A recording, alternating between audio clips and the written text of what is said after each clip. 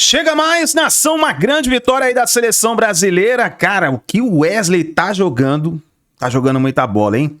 E parabéns pro Paquetá, né? O Paquetá, que é cria do Mengão, voltou para a seleção brasileira e já chegou marcando seu gol. Vamos aqui analisar o pós-jogo da seleção brasileira. Por enquanto não tem Flamengo. Nós vamos analisar aqui os jogadores da seleção que fizeram a sua partida pelas eliminatórias da Copa do Mundo e venceram por 3-0 o gol do Paquetá. Teve o gol do cria do Mengão. Vamos analisar, dá aquela moral, deixa o like. Se você não é inscrito aqui no canal, se inscreva e ative o sino das notificações para você receber sempre as informações melhor do futebol no seu celular, no seu computador, tá bom? Deixe os créditos ao canal da ESPN Brasil, link na descrição. Vamos lá, vamos ver o pós-jogo da seleção. Caloroso depois do intervalo, porque é apenas aquele aperitivo. Rápido. O Jean falou que queria ficar com a galera do YouTube. Estamos com a galera. Mande sua pergunta, na medida do possível eu vou tabelando aqui com o Jean, com o Marra, com o Vitor Birner, através dos seus passes no chat no YouTube. Mas vamos lá, Mário Marra. Oi. Eliminatórias deu 3-0. Boa noite pra você. O que achou da vitória brasileira? Prazer, Felipe, estar com você. Ter um pouco mais de tranquilidade no jogo. Primeiro tempo de muita luta, muita entrega. Não dá para falar algo diferente. E eu também não esperava isso. As entrevistas do Carleto, ele deixou muito claro que ele ia cobrar muito isso. Falou de velocidade com a bola. A seleção brasileira teve velocidade com a bola. Mas acho que tinha ansiedade. Mérito também do Chile, que conseguia se defender bem, né? E tinha erro sistemático, né? De toda hora tentar a bola por dentro da defesa do Chile. Depois que fez o primeiro gol, eu acho que a seleção brasileira ficou um pouco mais tranquila. Eu acho que foi um bom jogo. Acho que bons sinais, positiva o jogo no Maracanã. Jean, muita gente quando pega esse tipo de jogo fala o seguinte, mas é o Chile, tá uma porcaria, nas eliminatórias e tudo mais. Como, mesmo diante de um adversário desse, fazer uma análise que permita ver melhora no que o Brasil fez em comparação ao que fazia? Boa noite para você. Boa noite, Felipe. Boa noite a todos. Pois é, eu acho que assim, essa argumentação de adversário fraco, acho que já está claro para a gente que ela não serve para desmerecer boas atuações. Isso vale para muitos times de futebol no Brasil, vale para muitas partidas da seleção numa história recente. Quantas seleções fracas o Brasil já pegou e não conseguiu jogar bem contra elas? Então, eu não consigo olhar para... E outra, jogar contra ônibus estacionado costuma ser também muito difícil, encontrar espaço contra seleções que estacionam um ônibus na área. Foi o que o Chile fez hoje. Eu gostei muito do primeiro tempo do Brasil. Embora o placar tenha sido alargado na segunda etapa e garantido, né, com essa folga na segunda etapa, eu achei que o primeiro tempo foi muito bom. Um primeiro tempo em que a gente viu uma intensidade absurda, como disse o Mar, inclusive dos atacantes.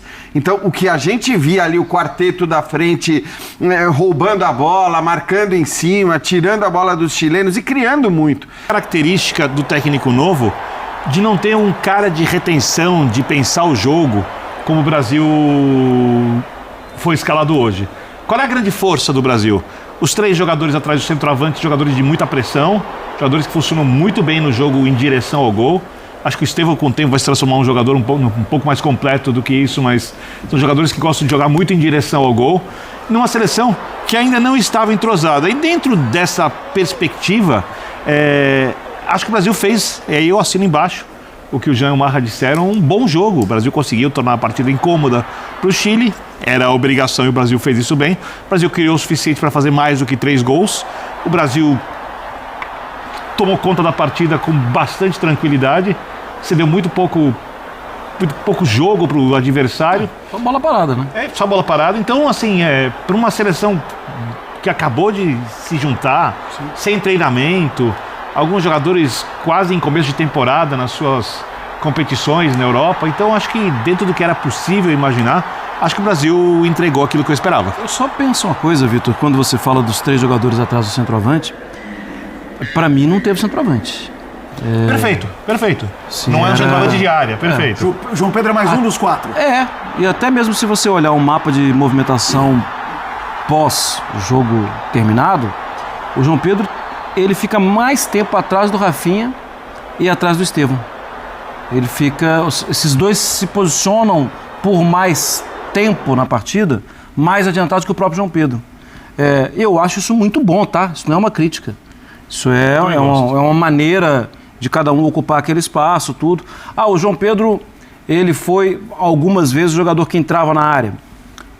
Ele não finalizou. O lance do gol é um lance de muita esperteza dele, de muita qualidade, o primeiro gol.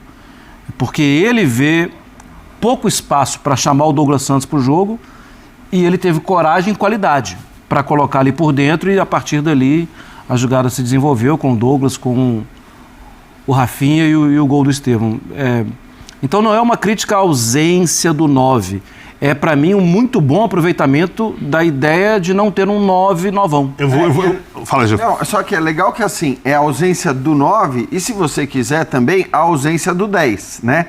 Porque, sim, no fim das contas, a gente está falando de uma seleção que tinha... Mais de um é 10. 4 atacantes de movimentação. Ninguém centroavante, ninguém meia, mas 4 atacantes de movimentação. É óbvio que o Rafinha pode fazer aquela função de meia central, o João Pedro pode fazer a função de centroavante, mas eu acho que para um jogo como esse, jogar contra um Chile que a gente sabia que ia jogar desse jeito, no fim é legal você ter esses caras que se mexem muito, que não facilitam a marcação do ponto de vista de você saber exatamente onde cada jogador vai estar. Então eu acho, acho que também, por outro lado, você pode dizer, mas num jogo contra alguém tão fechado, ter um centroavante, um cara de peso dentro da área, tudo mais, seria interessante. Só que o Brasil não tem esse jogador hoje, né? Eu acho que você pode até dizer, o Richarlison pode fazer isso, né? Mais pelo porte do que qualquer outra coisa, mas também não é o Richarlison um centroavante. Então, eu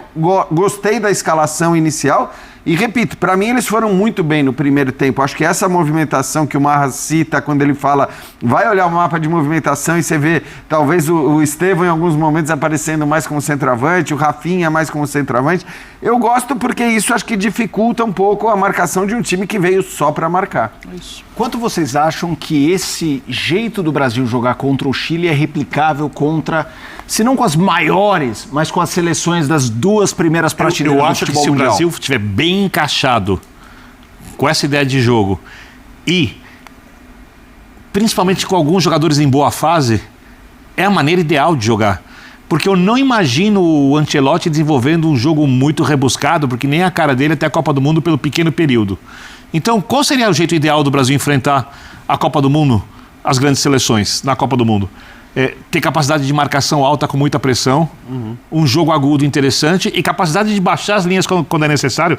E no Real Madrid ele fazia isso. O Real Madrid cansou de jogar em contra-ataque, deixando o Vini Júnior mais adiantado, etc.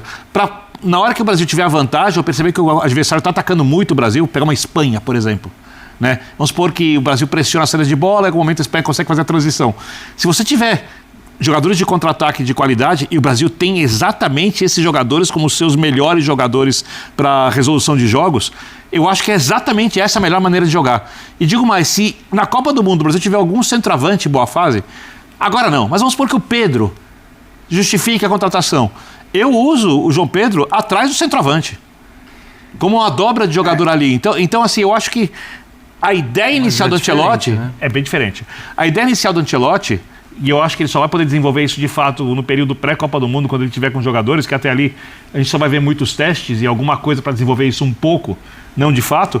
Eu acho que a inicial é a mais possível de ser aplicada e, com a cara do Ancelotti, a mais adaptável ao que os jogadores do Brasil de mais qualidade oferecem, pensando no curto período que ele tem para preparar a seleção até a Copa do Mundo. Eu só acho que, assim, a gente já ouviu o Ancelotti falar, a gente já viu as escalações que ele colocou nas duas primeiras datas FIFA. O Equador foi bem diferente. Né? Bem diferente, fora de casa, vai ser diferente contra a Bolívia. Ele já afirmou que vai ser diferente. Isso, né? Então ele já afirmou que vai ser diferente. Então eu acho que não necessariamente ele vai jogar com... Eu tô simplificando, tá? Mas com um quarteto ofensivo contra as grandes seleções na Copa do Mundo. Dependendo da seleção, dependendo da força ofensiva do rival, eu acho que ele pode encorpar o meio-campo, ele pode tirar um desses caras de frente, o Martinelli ou o Estevão, e lembrando que ele vai ter o Vinícius ainda, né? Então, assim, eu acho que ele pode fazer uma formação diferente, porque o Ancelotti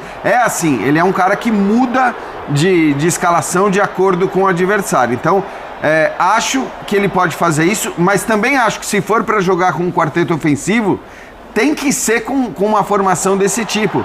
porque ele precisará justamente dessa intensidade absurda que os caras mostraram no primeiro Só um detalhe, tempo. Jean, eu acho que se você tem um Paquetá em boa fase, por exemplo, você tira o jogador do centro da linha de 3, tudo bem. você mantém a mesma pressão, você tem mais força de recomposição de Um marcação cara com capacidade de chegada. e a mesma ideia de jogo com algumas características diferentes. É que eu acho que muda. Eu acho que assim. Só pode o 11 também, né? Isso. Então, mas se você tira um dos 4, né, Marra, e coloca o Paquetá, eu acho que Mas muda. ainda não colocando um centroavante. Ainda né? não colocando Sim, o não, centroavante. tirando o jogador mas eu da acho que linha de muda, três, que aí talvez ele possa pensar na seleção mais num 4-3-3 no que num 4-2-3-1. O que me chamou a atenção o primeiro comentário do Jean é que ele citou um miolinho do jogo em que era o velho Brasil e me pareceu até talvez por um cansaço dos titulares, por justamente... E Primeira metade do segundo Isso. tempo. E quando isso acontece, de fato é um problema. Teve uma jogada que a gente tava vendo junto, né, Marra? Que é aquela que o Tapia pega sozinho na direita. Sim. Absolutamente sozinho. Não era um contra-ataque, não era nada. Mas era... E aí quando ele faz as substituições, que aí entra todo mundo com gás, volta a ser o que era contra um adversário mais cansado do que, obviamente, no E primeiro ali tempo. até é perto de uns 15 do segundo tempo, né, Felipe? Foi, 15, foi. 20. 15, 20. Ele pega a bola pela intermediária ofensiva pelo lado direito, não tanto na beirada do campo, senão seria setorizado. Você falou, o lateral tem que apertar. Não, ali era um problema entre lateral e volante. Sim. E ele acha um espaço para bater, o Alisson faz a defesa tranquilo e tal. Sim, sim. Mas era um momento em que, assim, parece que os caras estão desligando. Parece que tem uma baixa de concentração, talvez uma baixa física. Só que aí tem um técnico, né? E ele troca imediatamente. Ele percebeu, troca imediatamente e recupera. A seleção brasileira recupera ali. Vai lá, que depois eu vou só ao Maracanã com o Pedro Ivo, que está chegando. quer ir com o Posso Pedro? ir? Vamos lá. Então vamos lá. E para chamar o Pedro Ivo, já aciono também a galera do chat que está vendo pelo YouTube, já quase 2.000 pessoas assistindo. Curtam o Linha de Passe estreando no YouTube e não é por acaso. Será assim na sequência das nossas coberturas de seleção, campeonatos nacionais e internacionais. O Pedro Ivo está chegando. Quem quiser é só mandar uma pergunta pro homem. Pedro Ivo, como foi acompanhar o Brasil em loco? O que você gostou? O que te chamou a atenção? Boa noite para você, Pedrão. Tudo bem, Felipe? Um abração pra você, um abraço a todo mundo aí na bancada, o Fundo Esporte, a galera do YouTube chegando com a gente, que bacana, e assim será daqui pra frente, fiquem conosco. Felipe, aqui no Maracanã me chamou muito a atenção o segundo tempo, chamou muita atenção o Estevão no primeiro tempo, a ideia de um Brasil querendo jogar de forma coordenada em alguns momentos do primeiro tempo, uma certa paciência, uma pressão que não aconteceu no início, recua, depois atrai ali para tentar achar o espaço no lance do gol.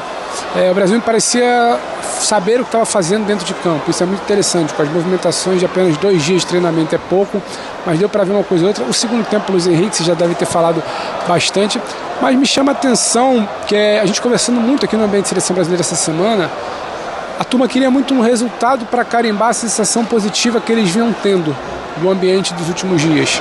Era um ambiente, é bom lembrar, muito carregado pós-Copa América, toda a data FIFA de 2024, segundo semestre era uma pressão, se não ganhar, Dorival cai, se ganhar, ganha sobrevida.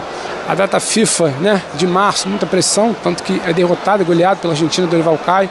A data FIFA de junho, muito naquela coisa mais estranha igual Guayaquil, atípica, depois o fato novo Ancelotti, e agora querendo se ver uma cara de time, querendo se ver algo de trabalho, querendo se ver principalmente uma cara de grupo.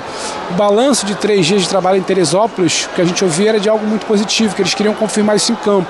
Se debatia, que não seja uma vitória magra, que não seja um jogo sofrido, que não seja algo amarrado para a torcida. Então acho que foi isso que ficou daqui. O clima frio no Maracanã. A própria Ivete tentou levantar ali antes do jogo, mas não era o público dela. Então uma galera sentada ali para o show da Ivete.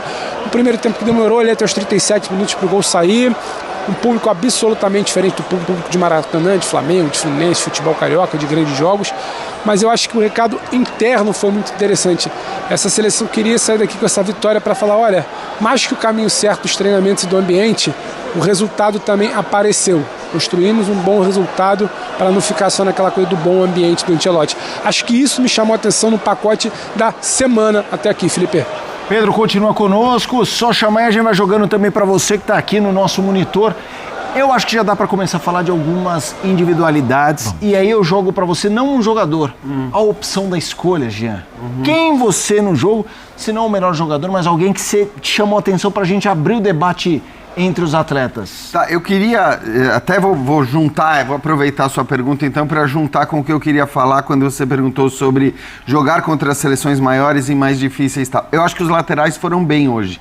Os laterais participaram mais do jogo. A gente não estava acostumado a ver isso. Agora, nesse caso especificamente, embora eu até tenha começado elogiando a atuação da seleção e dizendo que a seleção já jogou mal contra muita seleção fraca, eu acho que no caso dos laterais, evidentemente, facilita muito você pegar uma seleção tão fraca, uma seleção que não ataca. Então, assim, eu tô vendo muito elogio ao Douglas, ao Wesley e tal, e acho que de fato eles mereceram elogios porque participaram muito das jogadas ofensivas, do apoio, mas aí realmente é difícil avaliar, porque o lateral é aquele jogador que quando for pegar uma grande seleção vai ter uma função. Se tivesse que marcar o Lisê, Doué, Barcola é outro mundo, por exemplo. Exatamente, né? Então assim, tem muito Yamal, o Mbappé se cair pelo lado, então é preciso pensar nisso. O Wesley não estaria tão valente com o Mbappé perto. Exatamente. Então assim, eu queria só juntar as duas perguntas e dizer isso. Quer dizer, eu até elogio, como muita gente eu vi elogiando as atuações dos laterais hoje. Porém, é muito mais fácil ser lateral contra o Chile no Maracanã do que contra grandes seleções na Copa do Mundo, né? Sim, mas aí eu vou pegar o gancho do Jean para jogar para vocês. A gente vem falando de lateral com problema há muito tempo. Começa a ter um esboço de gente que pode ser replicado consistentemente ou ainda não? Ainda é uma disputa que está uma trocação entre os personagens? Não tenho certeza se... Bom, eu acho que o Wesley acho que está crescendo, né? Garantiu vaga, é isso? Eu acho que ninguém garantiu vaga, eu acho que o Wesley está crescendo, eu acho que a partida do Douglas foi bastante correta, e ele possivelmente vai ser chamado outras vezes. Mas, Felipe, se você observar, talvez em todas as posições, as dúvidas estão na antiga 2 e na antiga 6, né? Na camisa do lateral direito e na camisa do lateral esquerdo. Na zaga você vai ter ali quem vai ser titular, mas você não vai ter dúvida de quem vai ser... Assim, esses caras vão estar na Copa. Na lateral, a candidatura não foi tão bem lançada assim. Para mim, o grande candidato a lateral é o Militão, que tem outra característica, o Wesley como talvez alternativa. E aí o Wanderson dança, então, ou o Wesley, assim, depende, porque sim, a gente não pode esquecer que o Militão vai ser convocado. Apoia mais ou que apoia menos. O Militão é um cara que ele quer, que o Ancelotti quer ter no time e ele conhece bem, sabe que ele pode fazer o que o Douglas Santos estaria pronto a fazer hoje, que é guardar a posição pelo lado esquerdo para dar liberdade para o Wesley. Sim. Mas ele não teve que guardar a posição. E até eu acho que ele teve uma iniciativa, ou proatividade, ou o recado do banco, tipo, amigão, não tem nada para você fazer aí atrás. Se manda, você vai ser mais um no campo de ataque.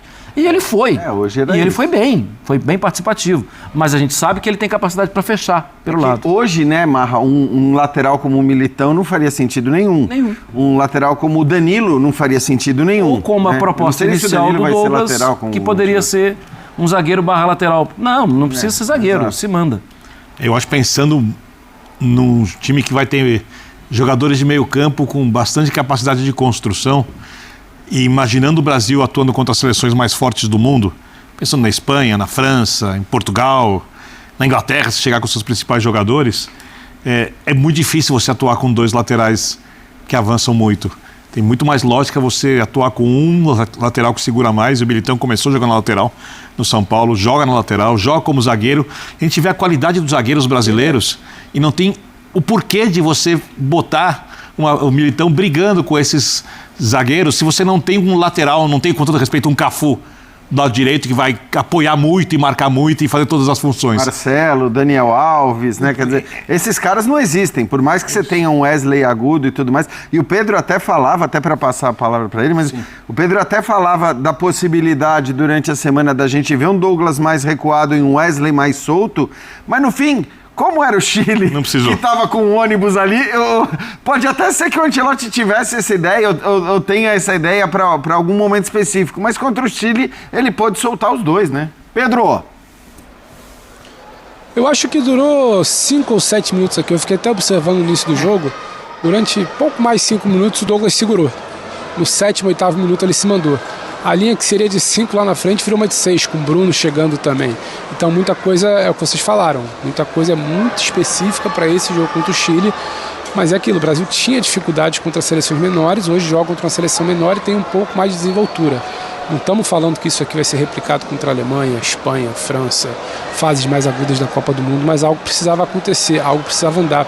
Eu chamei só aí na hora que estava no debate do Militão, porque eu acho que os 4 nomes da zaga para a Copa do Mundo dificilmente serão alterados, salvo uma lesão, salvo uma outra opção, salvo algo muito fora da curva. Você tem o Alexandro, que mais do que a partida lá na data FIFA, primeira do Ancelotti, como tem sido ali de caráter, de provar, de como é de grupo, o Ancelotti queria muito ver, tem sido muito elogiado.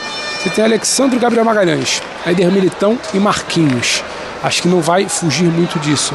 E acho que ele pode ter outros 2 laterais, e considerando que ele tem um Militão para um grupo de Copa, vocês estão fazendo a projeção, como um terceiro lateral.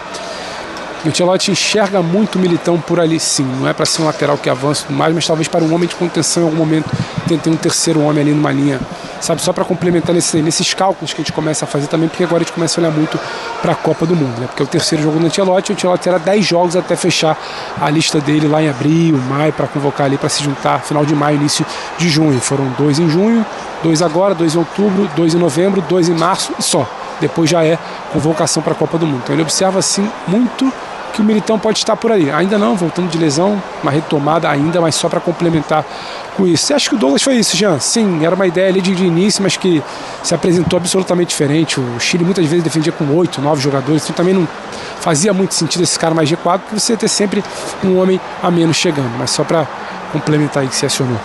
Só uma coisinha em relação a essa lista de zagueiros que o Pedro trouxe, e de fato acho que dificilmente vai ter algo de diferente, mas olha a fartura de zagueiros que a seleção brasileira tem à sua disposição. Porque se você pegar o meio da temporada passada, no meio da temporada passada, Murilo e Bremer eram os 2 melhores zagueiros da Europa, talvez. Assim, o nível em que eles estavam atuando era um negócio absurdo, e eles eram considerados... Bota uma pulguinha aqui na orelha da comissão, hein, Jean? Só para te passar de informação. O Bremer bota uma pulguinha atrás da orelha da comissão. O Bremer. É isso aí, nação. Tá aí os comentaristas falando sobre a atuação da seleção brasileira, 3-0 para cima do Chile. Foi uma boa partida da seleção. No primeiro tempo, a seleção começou amassando o Chile e depois deu aquela caída, né, de produção.